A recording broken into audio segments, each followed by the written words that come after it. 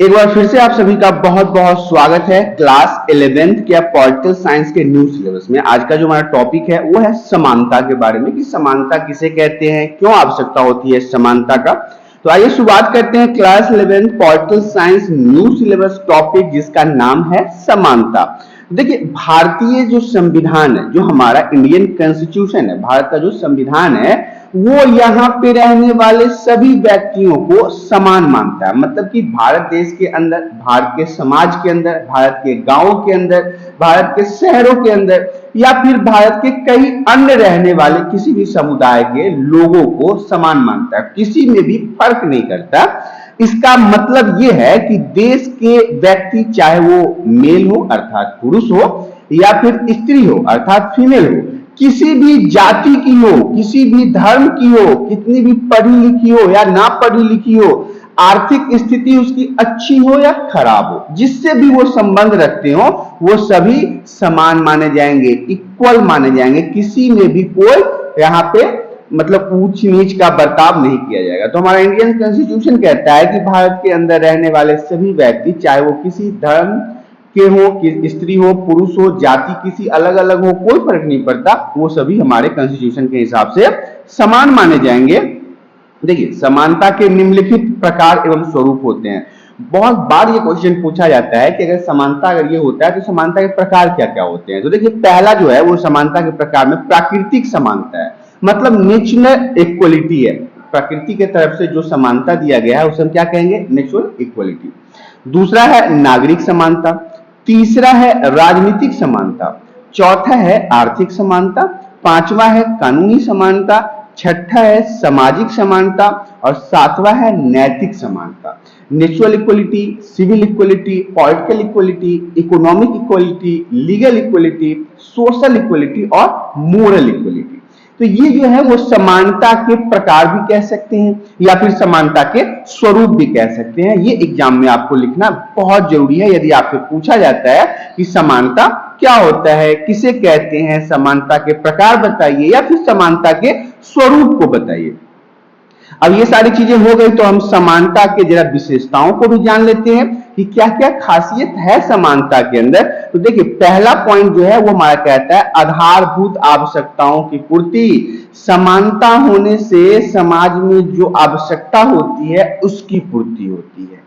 दूसरा पॉइंट हमारा कहता है प्रगति का समान अवसर। अब देखिए, एक ही समाज में एक यदि कमजोर व्यक्ति है और एक बहुत ही शक्तिशाली व्यक्ति है, पैसे वाला व्यक्ति है, तो ऐसे में क्या होगा कि कमजोर व्यक्ति को ना मतलब अवसर का, आगे बढ़ने का अवसर प्राप्त नहीं होगा, लेकिन वहां पे अगर जो मजबूत है उसे बार बार अवसर प्राप्त होगा। लेकिन जो समानता होता है, समानता के कारण कमजोर और मजबूत दोनों व्यक्तियों को समान अवसर प्राप्त होता है कि वो आगे अपने आप को बढ़ा सके। तो ये भी एक अच्छा पॉइंट है। तीसरा पॉइंट है विशेष अधिकारों की अनुपस्थिति। अब देखिए, कई बार होता है समाज में कुछ जाने माने लोगों को, पैसे वाले लोगों को विशेषाधिकार प्राप्त होता है, तो ऐसे में अगर समान अवसर प्राप्त होता है तो ये विशेष अधिकार नहीं होते हैं। विशेष अधिकार को आप समझ सकते हैं, जैसे कि आपको पता है कि जम्मू कश्मीर में विशेष अधिकार था जम्मू कश्मीर को, जिसे हटा दिया गया। तो ऐसे ही अगर किसी व्यक्ति, समाज या किसी धर्म जाति के लोगों को अधिकार की प्राप्ति हो जाए तो उसे हम विशेषाधिकार कहते हैं। लेकिन समानता अगर हो तो यह अधिकार नहीं होता है।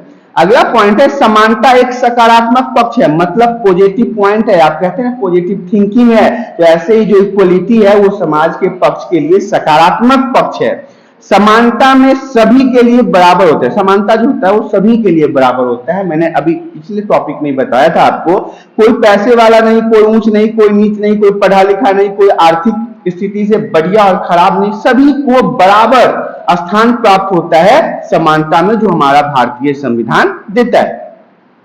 समानता महत्वपूर्ण क्यों है? अगर आपसे प्रश्न पूछा जाए समानता अगर हमारे भारत में है तो ये महत्वपूर्ण क्यों है, तो समानता एक शक्तिशाली नैतिक राजनीतिक आदर्श के रूप में कई शताब्दियों से, मतलब कई सौ सालों से मानव के समाज, मतलब इंसान जहां रहते हैं, उन्हें प्रेरित और निर्देशित करता रहा है। आज से ये नहीं है बात, बहुत समय पहले से ही समानता जो है मानव को एक दूसरे के समान दिखाने के लिए निर्देश देता रहा है। समानता की बात सभी आस्थाओं और धर्मों में समाविष्ट है। ये सिर्फ हम ये नहीं कह सकते कि मैं हिंदू हूं तो मेरे में ही समानता है, नहीं, मुसलमान में भी समानता की बात की गई है, सिख में भी समानता की बात की गई है, कैथोलिक में भी समानता की बात की गई है। हर धर्म ने चाहे वो बुद्ध हो या फिर आप कहिए वो महावीर हो या किसी भी अन्य धर्म में, समानता की बात हर धर्म के ग्रंथों ने की है। हर धर्म ईश्वर की रचना के रूप में प्रत्येक मनुष्य को समान महत्व की घोषणा करता है, चाहे वो ईश्वर किसी भी धर्म का हो। वो यही कहता है कि इंसान जो इस समाज में रहते हैं वो सभी समान हैं, बराबर हैं।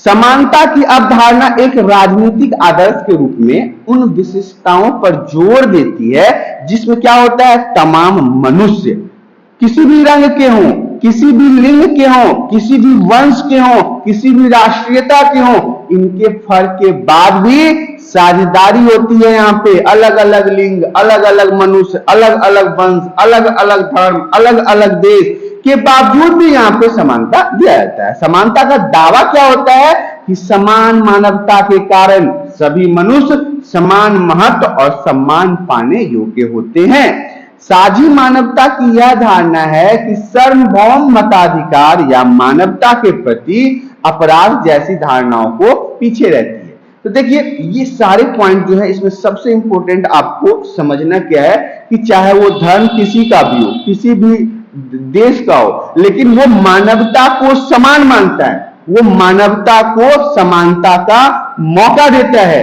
दावा करता है कि सभी मनुष्य समान और सम्मान पाने योग्य होते हैं। तो ये सारी चीजें हमारे समानता में पाई जाती है।